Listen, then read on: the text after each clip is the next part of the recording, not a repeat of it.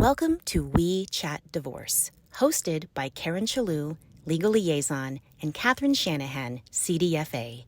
Each episode, we sit down with divorce professionals and industry experts to provide insights and frank discussions about real people, real situations, and real divorce to help you achieve your best life post-divorce. This episode of We Chat Divorce is brought to you by My Divorce Solution, offering divorce financial planning so clients can secure the divorce settlement they deserve. Visit mydivorcesolution.com to request access. Welcome back to We Chat Divorce. I'm Catherine Shanahan, certified divorce financial analyst and your go-to for creative financial clarity during one of life's toughest transitions. And I'm Karen Chellew, your legal liaison and wallet warrior. If your ex antics have been draining your peace and pocketbook, you're in the right place today. Karen, today's episode really hits home with me. We often talk about financial control in divorce, but what if you never had emotional control in the first place? And what if the relationship itself was toxic? Yeah. So that's what we're diving into today with Dr. Nadine Macaluso. She's not just a therapist, she has lived it. Her story of survival and transformation is as jaw-dropping as it is empowering, for sure. Mm-hmm. She was married to, I think, the Wolf of Wall Street. Yeah. Yeah, that's interesting. I love that movie. Maybe I won't tell her that today, but I should have went back and rewatched it before meeting with her today.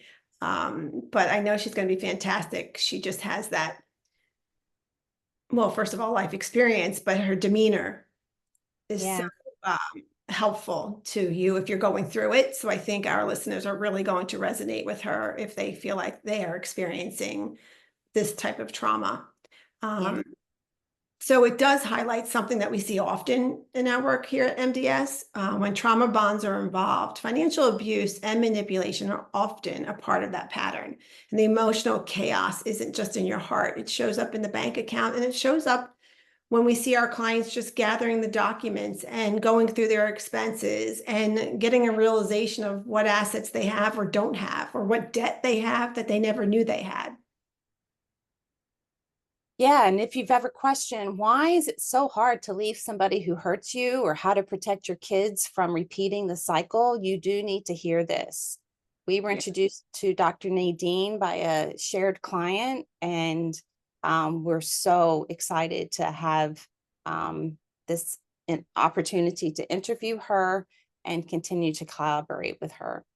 Yeah. And if you're listening, I'm pretty sure, I can almost guarantee you might have some aha moments, because, you know, we might see the red flags, or we might have been told by our friends about some of these red flags. But when you hear somebody really talk about it from life experience, then you're like, okay, she gets it, or they get it. And now I can start thinking about myself and getting the help that I need to make my life the best of my life moving forward.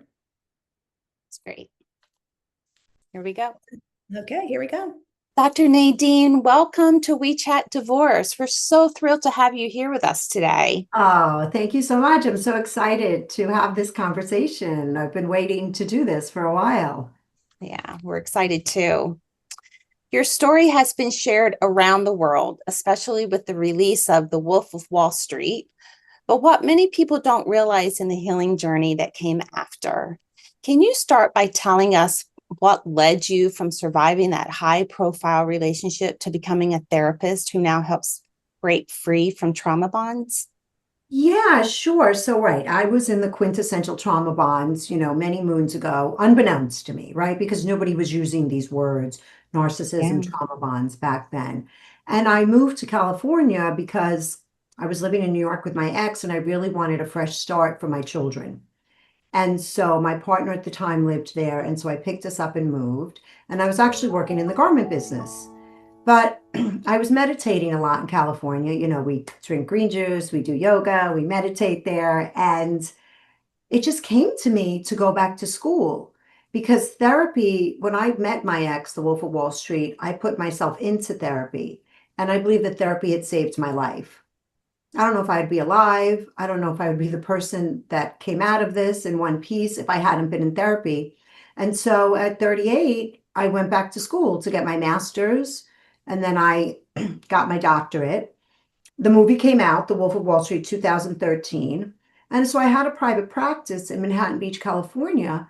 And all these smart, bright, beautiful, kind women were coming in abused, betrayed, controlled.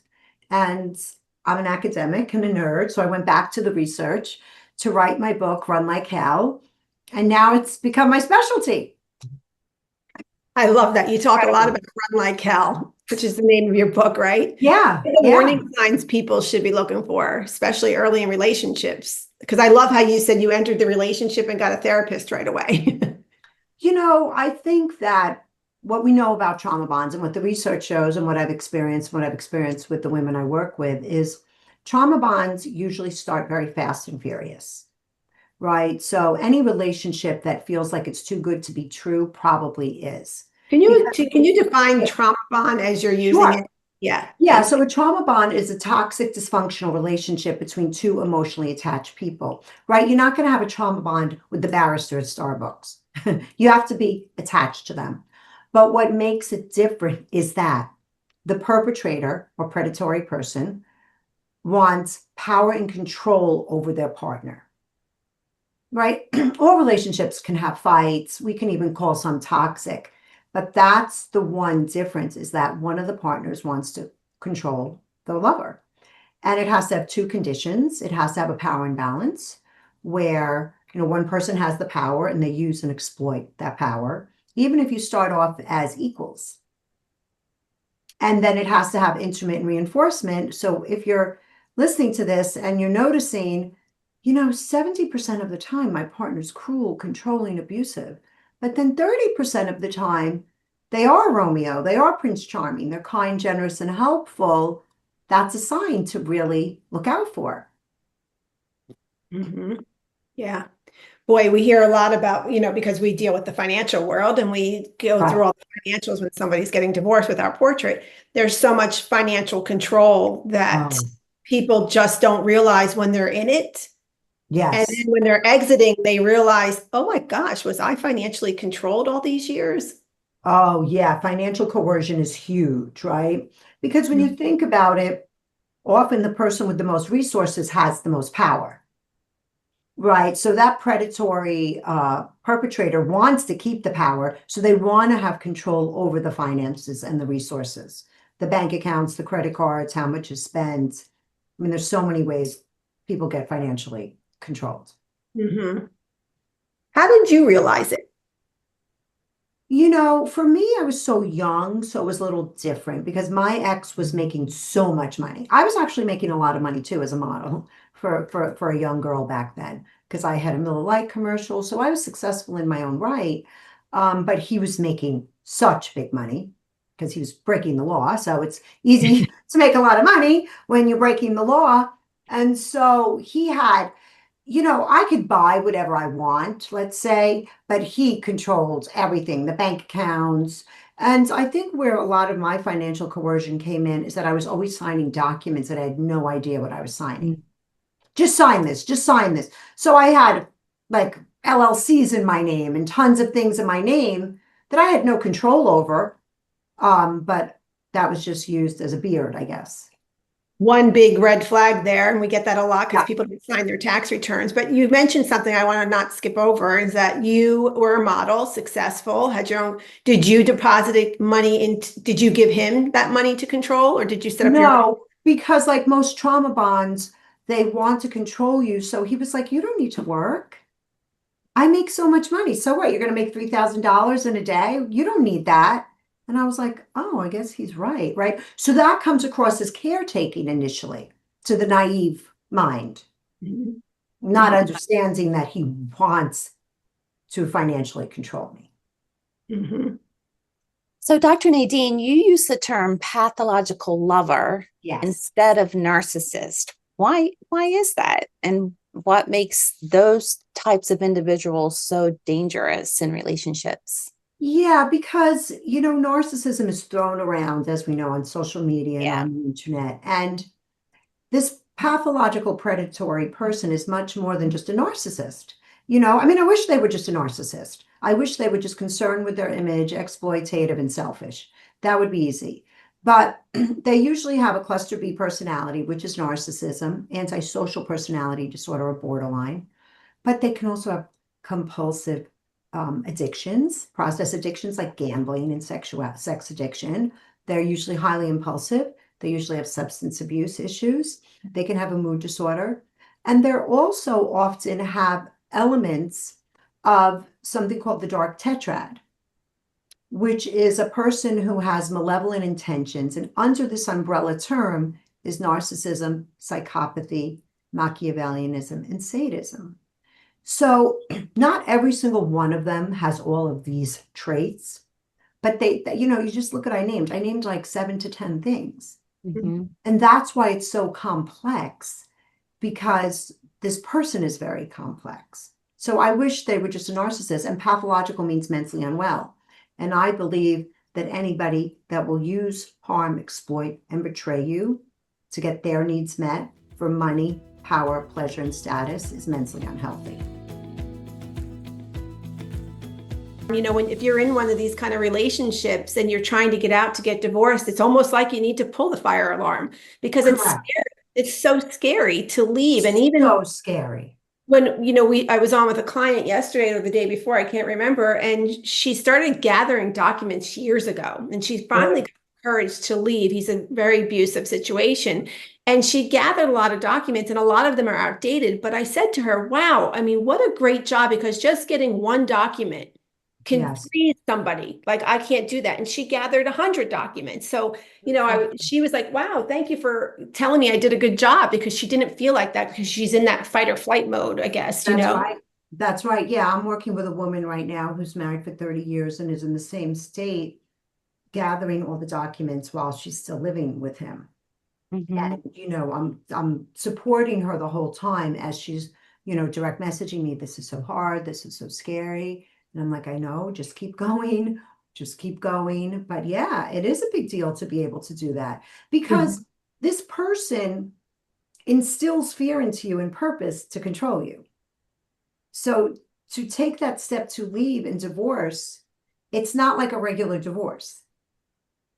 It can be extraordinarily scary, because the perpetrator has designed it like that, so you don't leave. Yeah, so it's huge that, to be able to gather your documents. Yeah. And then they always use the, I'll take care of you, this is the deal. This is the best deal you're going to get. You're going to be fine.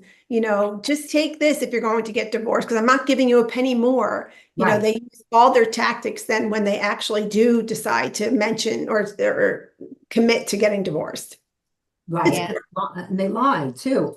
I'm not going to do that to you.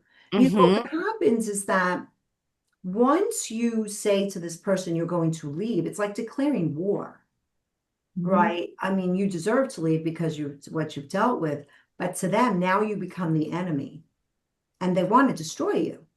So they're going to lie, manipulate, right? Throw things at you, as you just suggested, to get the best deal for themselves. So how long were you married for? So I was married for 8 years. And so how did you rebuild trust in yourself to move on to it? That could take years. People don't understand that. They think, your friends say, oh, you're so much better off without that a-hole, and you're going to do so much better, but yet you're still going through it. It doesn't feel like that to you as the person who's getting out of the relationship. No. So that took time, as you say. But what happened was that when I was with my ex and I left him, he had gotten sober, and his sponsor called me up and said to me, if you don't go to this one place called the Karen Foundation, you're going to end up with the same exact person. And I was like, oh no. I called them up and I booked myself for 5 days there. And they have a program there called Breakthrough. So because I'd already been in therapy, but I wanted even deeper healing, and I was just ready for it. And I knew it was worth it, because I never wanted to go through that pain again. So really, it's a matter of getting very educated and learning, understanding yourself. As much as we become obsessed with naming who they are and what they do, that's not where your healing lies. Your healing lies turning the mirror back on you. Who are you? How were you raised? What are your attachment patterns? What are your personality traits? What are your resources, strengths? What are your weaknesses? And really getting interested in you so that you understand yourself better than understanding anybody else. Because the only person we can control, right, is ourselves. It's true. And so that's how I did it, and that's how I do it with the women I work with. I think that's really important because I was in a relationship for 23 years, right? And when you're in that relationship, when can you learn to acknowledge these signs and say, let me start working on myself? Because you're right, your best advocate and your best support is always yourself. But Yes. have somebody say, okay, I don't need to go through the divorce process yet, but I need to actually start Yes. working on myself so I have the courage to do that. That's correct. That's correct. Because when women come to me, usually by the time they get to me, they know. But they're still filled with fear. And I say to them, when you want to leave, that is your decision and your decision alone. Right? Because they have cognitive dissonance. One day they want to leave, one day they're afraid, right? And so I have to hold that for them. And through that process, empowering them through education and validation. So like, as you're saying, then they do feel the confidence to leave.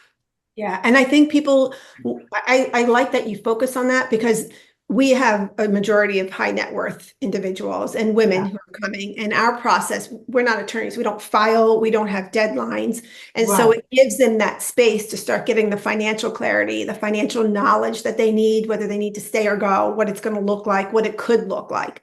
And so Right. we're all knowledge based. You know, we want to turn their fears into more of a focus driven, data driven response. So I think we will work well together. Our clientele seems to be the same, right? Yes. I Yes. think it's understated how important that is for people to get that financial clarity.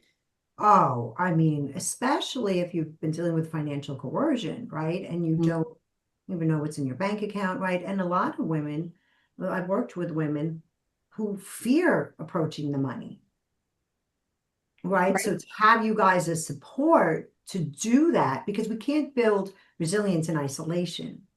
We need people. I like And that. so the fact that they have you guys to hold their hands and be with them through that process is really invaluable. You know, So go is ahead, Karen. that what your Run Like Hell book covers? Just all of the process and the first steps you take, and Yes. to identify that they're in that type of relationship to start with? Correct. Because, when you're in a trauma bond, you have so much denial, so much Mhm. rationalization. They minimize their abuse, you minimize it, you dismiss it because you want to stay. So the first step is having radical acceptance. I'm in a trauma bond. I'm in Mm. danger. This isn't going to get better. I need to leave. Those are you say it confidently and clearly, but if you're listening right now, I know maybe you're in your car by yourself and try to say it looking in the mirror, Yeah. because that's probably your best step to say it. But that's so scary words there. So scary. But what I work with my patients, I say, listen, avoidance is the #1 response to trauma. It's normal.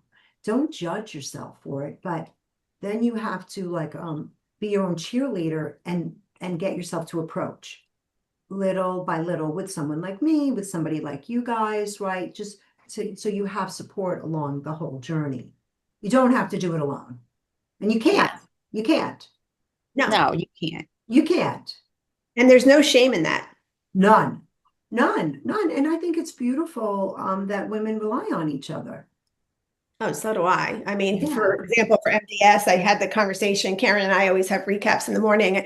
And, divorce is a hard industry, but I would never be trying to trailblaze a disruption to an industry that's so huge if I didn't have Karen with me, Right. and I Right. just couldn't do it without her. And, when we talk to entrepreneurs like yourself, it's always like, how can we support you and how Yeah. can you support us? Because at the end of the day, we're supporting millions of people to do it a That's better right. way, a different way, because That's we've right. already gone through it. So it's really, I mean, I love just having this conversation in itself, even for myself, right? Yeah. Yeah. And that's really why I started my community, which I know you guys are going to speak in, which I started in February. It's a trauma bond recovery community. And I didn't know it was going to be this good, honestly. It's like, okay, let me take my book, put it into a course, and I run support groups in there, and I do lives where I have experts such as you guys come and talk. To see the women supporting each other is magical.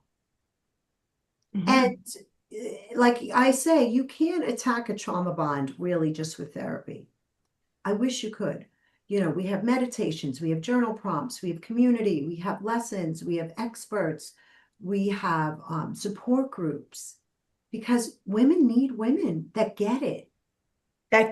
So many people don't get it.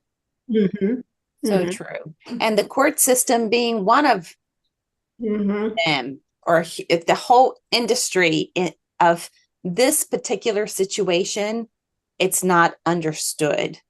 And so It's not. Yeah. It's Well, not. Karen and I get so frustrated because we hear, actually, a judge just said to a client, you're going to be totally fine. Do you want to know how much I make? Like, because she's walking away with so much more than him. I mean, they just discount women in particular. I hate to say it. I mean, they do it to men too, but especially women who have assets or will be walking away with assets. That's right. It's right. Right? It's just Yeah, like, they have their own personal bias, which they're not supposed to put on, but they do. Right. And the family court system is a joke. Honestly, it's kangaroo court, and it's not made to deal with pathological predatory people.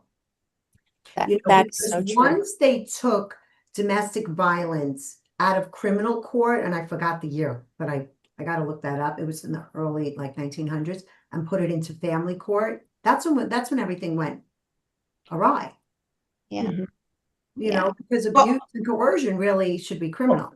And coercion, they don't even want to hear. If you don't have bruises on your face or pictures of abuse, they don't understand this word language abuse or whatever we want to call it, trauma. Yeah, they don't understand. I mean, I'm very close with Laura Richards, who's part of Crime Analysts, and she was one of the people that helped criminalize it in Great Britain. And 8 states here in the United States do recognize it in family court, but we have a long way to go. And they really don't pay attention to it. Right. Well, it's our experience when we're dealing with clients in this very space, when they're in family law litigation, they're so disempowered for the reasons that Catherine said. And so my experience as a legal liaison, when I'm on a call with them and their attorney or their forensic or anybody on their divorce team, but mostly their attorney, what they're getting back from the attorney's responses are incitement of their emotions, just so they don't have to talk about the financial transaction. So they kind of trigger their emotions just to, I guess, to continue the conversation. I'm not exactly sure. Oh, to keep charging. Yes. Yeah. And he did what? And that happened. Oh no, what do you want? We're going to do that. Oh yes, I'm on it. And they're never on it. I'm telling you right now. And then they get all the way to mediation or the trial or wherever the decision is going to be made. And that's where I've seen it so many times that the conclusion and the result is we don't need to explore anymore. There's no more documentation we need. You're fine. Let's move on. And the disempowerment in that moment is incredible. And it happens repeatedly. And it's awful. It's awful. Yeah, I know. The pathological people never send in their discovery, right? They never do what they're supposed to do, and they let them do it time and time again and never sanction them. And yeah, it's so incredibly frustrating, and it takes so much tenacity if you do want to go to court. Really, well, they're going to deflate you before you can get there. But that's why, if you're listening, we have these resources now, right? Dr. Nadine helps you go through and emotionally see what's happening and give you a little reality check, or just to be heard and to know that you're not crazy. You get to talk to somebody who understands it. And for us, it's the financial empowerment. And when you are financially clear on what's missing, what's not missing, what it could look like if you set Yes. out what's missing, what it could look like if you go forward and Yes. request all of that. When you have a clear understanding of those two things, you'll know where you have to go. You'll know the Right. next step you need to. Right, right. And I think you bring up such an important point, Karen, right? But when you feel disempowered or you feel overly emotional because Mhm. this attorney is inciting you and you don't have somebody like you, Mhm. right? Yeah. That's when it just all goes awry because the emotions overwhelm.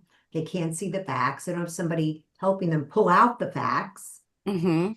Yeah, and then they look Focus on crazy. the most important facts, right? Out Right. of all of the entirety of your marital estate or community property, whatever it is, these are the issues that you need to stay Focused on. focused on at all times. Do not get distracted by anything.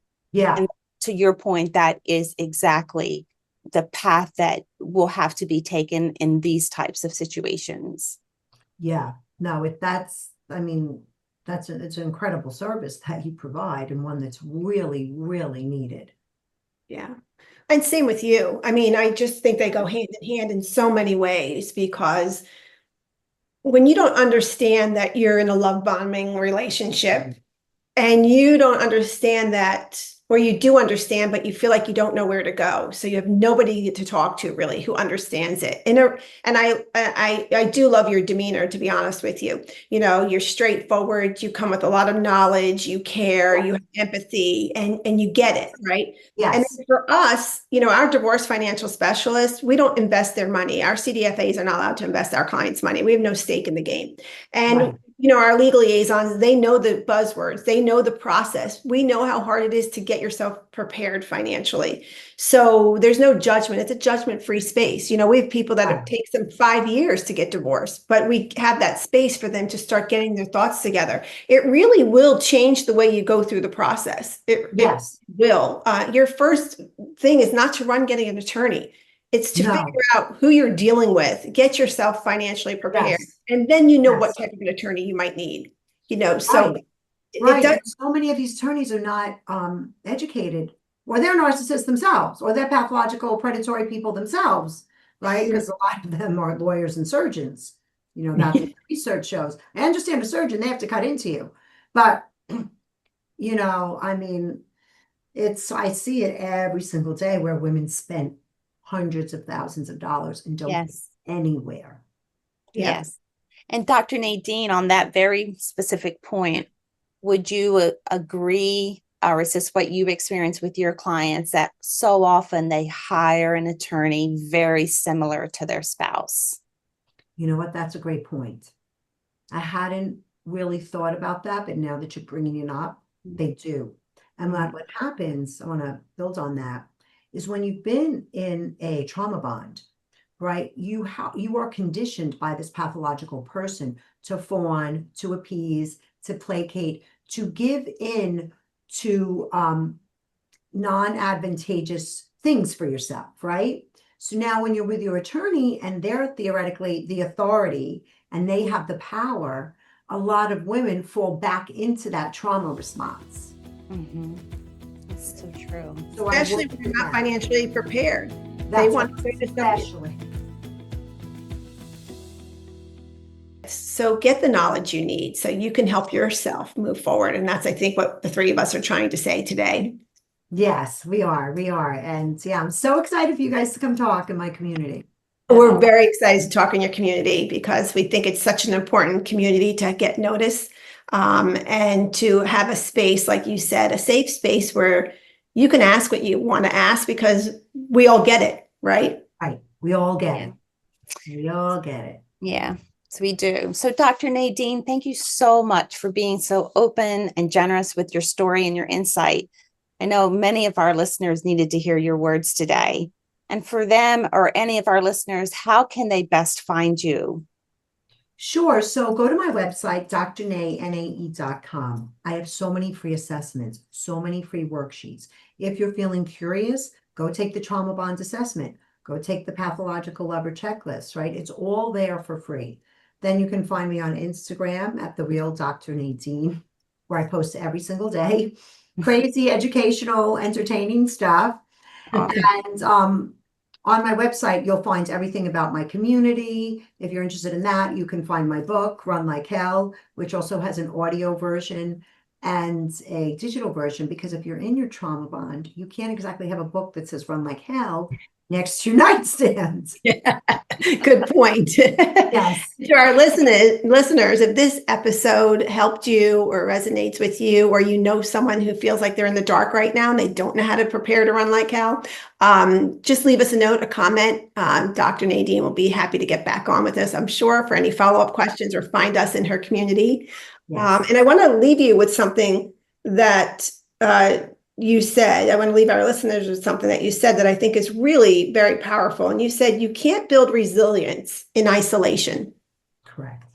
That is really a powerful mantra that we should all run in our heads a lot of times, because it's so true, you know. It's so true. And that's why therapy works. That's why your work works. That's why my work works. That's why the community works, because in a trauma bond, you've already been in isolation, right? And you need to look for the helpers, because they're out there and they're waiting to help you. The right ones. Mm-hmm. Yes. And if you're ready to stop reacting and start preparing, head on over to mydivorcesolution.com, because informed decisions are powerful ones.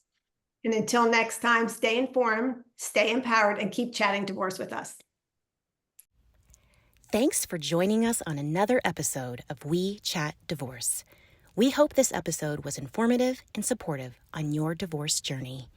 If you're looking for more support for navigating divorce with confidence and clarity, head over to mydivorcesolution.com for more podcast episodes, divorce events, and resources for your divorce. We'll see you back here for our next episode.